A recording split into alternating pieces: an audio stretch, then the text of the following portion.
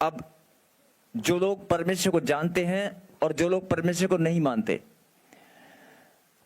जो लोग परमेश्वर को जानते हैं, परमेश्वर को मानते हैं, और कुछ लोग हैं जो परमेश्वर को नहीं मानते। लड़ाई झगड़ा उनके घर में भी है, कलेश उनके घर में भी है, बीमारियां उनके घर में भी है, डॉक्टर के पास वो लोग भी जाते हैं,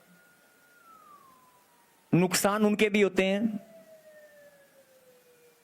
अगर नुकसान उनका होता है, लड़ाई झगड़ा उनका होता है, बच्चे उनके फेल हो जाते हैं, आपके बच्चे भी अगर फेल हो रहे हैं किसी बिजनेस में, किसी काम में, कर्जे में वो लोग दबे हुए हैं, तो कर्जे में आप भी दबे हुए हैं, तो उनमें और आप में फर्क क्या है?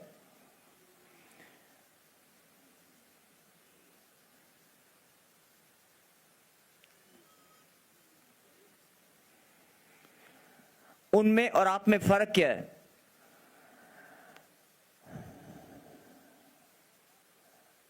आपके पास अधिकार है, लेकिन परमेश्वर के संतान होने का अधिकार होने के बाद भी आप उस अधिकार को इस्तेमाल करना नहीं जानते। और बहुत सारे लोगों को इस्तेमाल तो तब करेंगे जब मालूम होगा कि अधिकार है कहां पर, रखा कहां पर है। अगर आपको वो अधिकार मिल जाए तो क्या आप इस्तेमाल कर सकते हैं? परमेश्वर की संतान, जरा ध्यान से सुने। अगर कोई गांव के सरपंच का बेटा, कोई बड़े बिजनेसमैन या धनी व्यक्ति, बहुत पैसे वाला इंसान,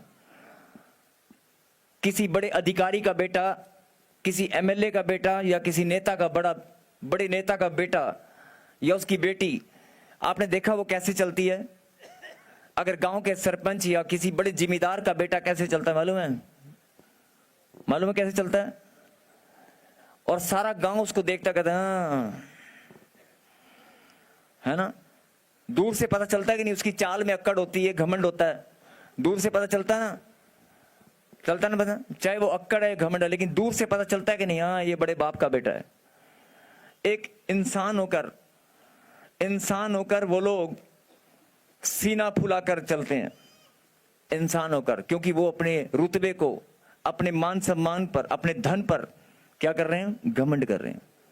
और आप परमेश्वर की संतान हैं। सारी सृष्टि का मालिक सुप्रीम पावर, सारी सृष्टि का मालिक सुप्रीम पावर, पूरी दुनिया को धन दौलत देने वाला, आप उसकी संतान है। आपको कैसे चलना चाहिए?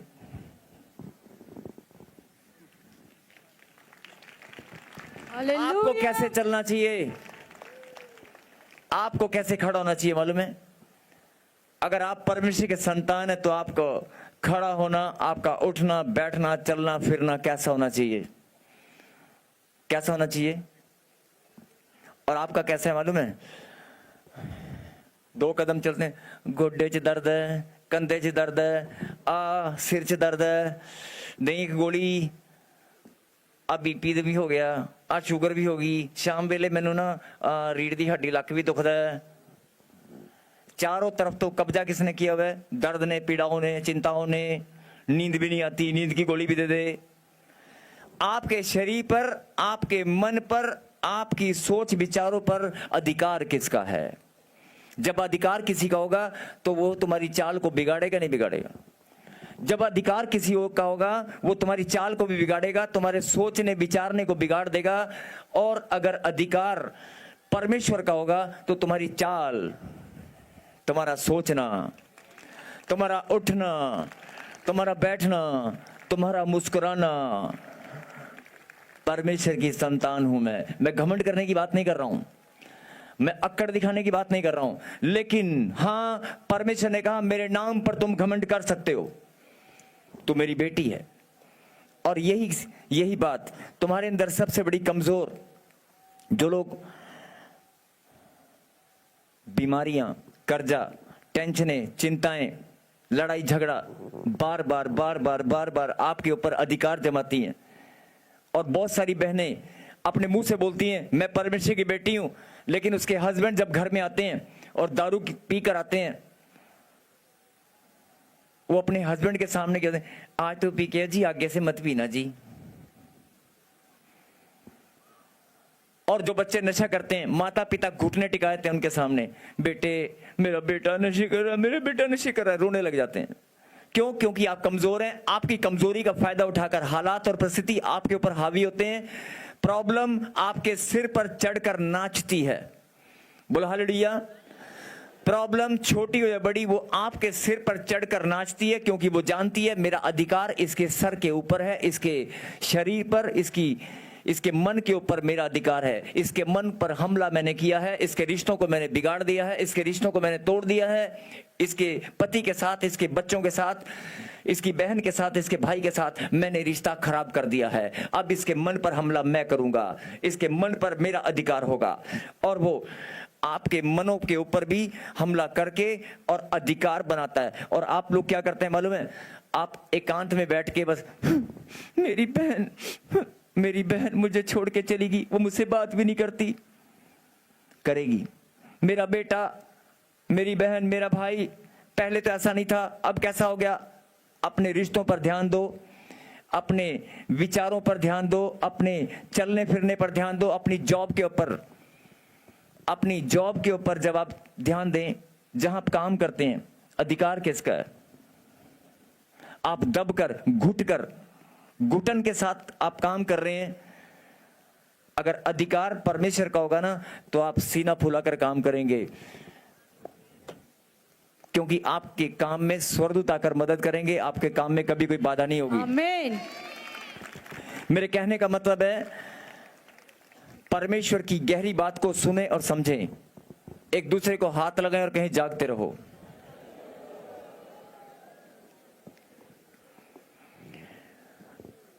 फिर से एक दूसरे को हाथ लगाएं और कहें जागते रहें।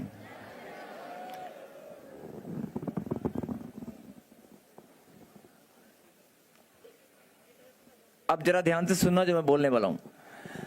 कई लोग बोलते हैं कि ये अधिकार तो हमारे पास है, हम तो पहले से जानते हैं, हम तो जानते हैं इस अधिकार को, लेकिन हम प्रार्थना भी करते हैं, हम परमेश्वर की संतान, हम बोलते हैं हम परमेश्वर की संतान, लेकिन बीमारियां फिर भी आ जाती हैं, फिर भी बीमारियां आ जाती हैं।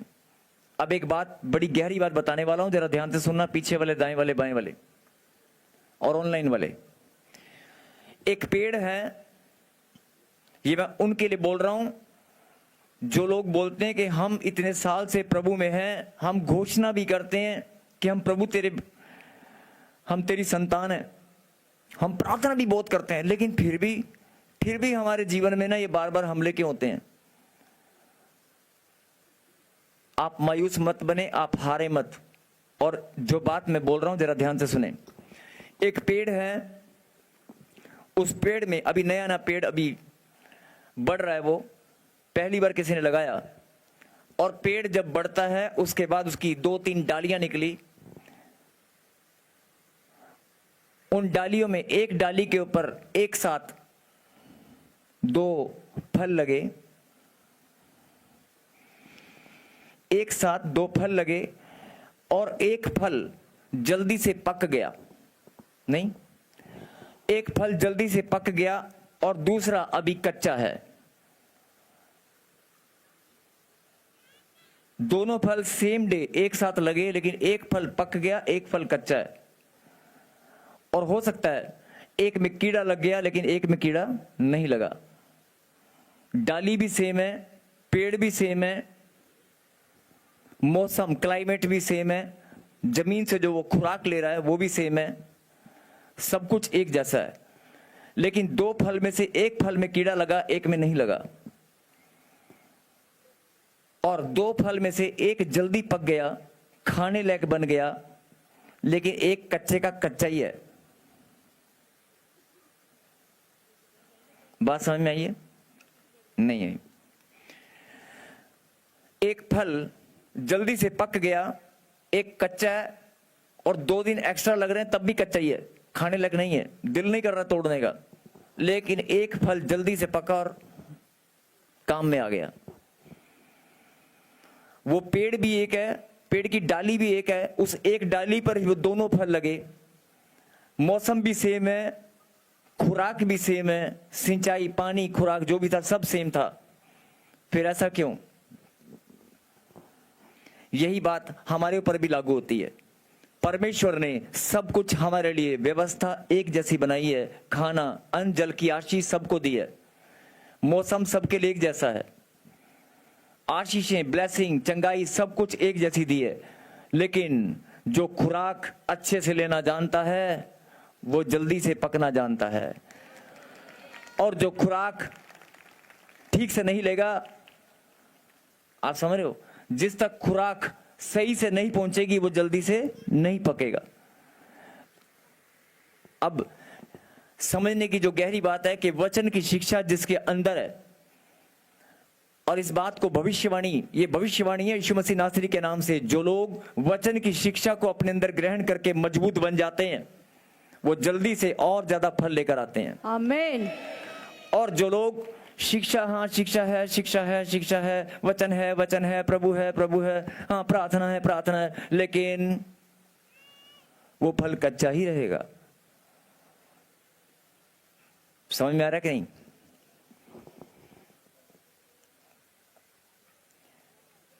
किसी दूसरे की सफलता को देखकर अपने आप को हारा हुआ महसूस मत करें। दूसरे की सफलता को देखकर अपने आप को हारा हुआ महसूस मत करें। दूसरे को बढ़ता हुआ देखकर अपने आप को कमजोर महसूस मत करें। परमेश्वर सही समय पर आपको भी बढ़ाएंगे, आपको भी आशीष मिलेगी, आप भी चंगे होंगे। वेट अपॉन गॉड, आपका भी समय परमेश्वर ने ठहराया है। बोलो आमीन। आमीन। और इस बात को कभी ना भूलें कि अगर परमेश्वर ने लिखा है कलाम के अंदर, जितनों ने उसे ग्रहण किया उसने उनको परमेश्वर की संतान होने का अधिकार दिया है। आपके पास अधिकार है। बोलो आमीन। आपके पास अधिकार है। बोलो आमीन। आमीन। मम्मी ने थाली के अंदर रोटी बनाकर रखी है, गरम गरम पराठे रखे हैं, लेकिन खाएगा कौन? खाएगा कौन? आपको खाना पड़ेगा ना। बेटा जब तक रोटी नहीं खाएगा तो अंदर कैसे जाएगी? यही बात कि जो अधिकार परमेश्वर ने दिया है, बहुत सारे लोग,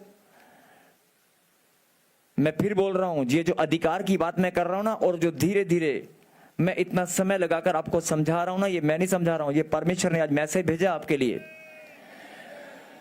कि जब तू मेरी वेदी पर जाएगा और जाकर तुझे प्रचार करेगा, आज यही प्रचार करना और ऐसे ही बोलना और ऐसे ही मेरे बच्चों को समझाना। जितने मेरे अधिकार को आज समझ जाएंगे, मेरे अधिकार को इस्तेमाल करने का तरीका सीख लेंगे, उनके जीवन से आज हर एक बीमारियां, हर एक प्रॉब्लम नाश हो जाएंगी। आमीन।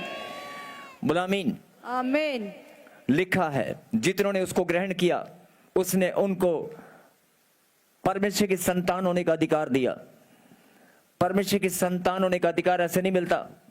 अधिकार उनके पास भी है जो परमेश्वर को नहीं जानते, जो प्रभु की नाम को महिमा नहीं करते। क्या वो परमेश्वर के संतान नहीं है?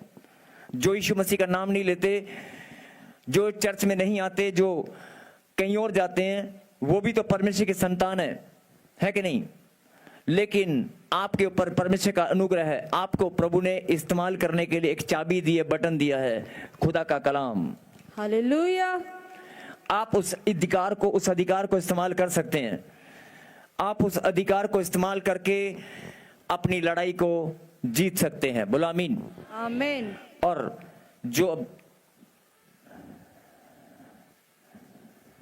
जो परमेश्वर आपको समझाना चाहते हैं, जरा इसे ध्यान से सुने।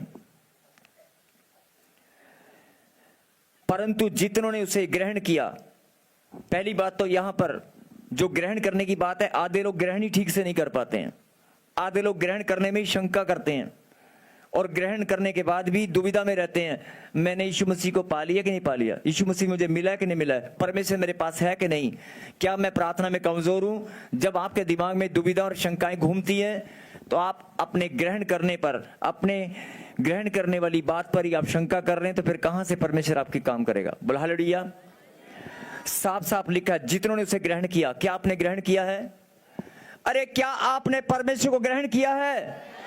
अगर परमेश्वर को आपने ग्रहण किया है तो ये गलती मत करें कि परमेश्वर को मैंने ग्रहण किया है। परमेश्वर ने आपको ग्रहण करने का अवसर दिया है, और अगर आपने सच्चे मन से ग्रहण किया है तो फिर अधिकार आपके पास है। बोलो आमीन। और अधिकार आपके पास है तो मैं ये भविष्यवाणी करता हूं, जितने लोग इस अधिकार को इस्तेमाल करेंगे, 3 दिन करके देखना, सिर्फ 3 दिन, सिर्फ 3 दिन, 3 दिन इस अधिकार को इस्तेमाल करके देखना। इन्हीं 3 दिनों के अंदर आप अपने हालात को बदलते हुए देखेंगे। आमीन। आप अपनी चंगाई को देखेंगे, अपनी बढ़ोतरी को देखेंगे, अपनी कामयाबी को देखेंगे। 3 दिन। लेकिन इस्तेमाल कैसे करना है? इस्तेमाल कैसे करना है? यस, घोषणा के साथ, विश्वास के साथ, धन्यवाद करते हुए, घोषणा करते हुए कि मैं परमेश्वर का बेटा हूं। जो बीमारी मुझ पर अधिकार जमा कर बैठी है, मैं उसे डांटता हूं यीशु की सामर्थ के द्वारा। मैं आप प्रार्थना करके वचन को आप ज्यादा से ज्यादा पढ़ें। बाइबल अपने घर में आप प्रार्थना में बढ़ें।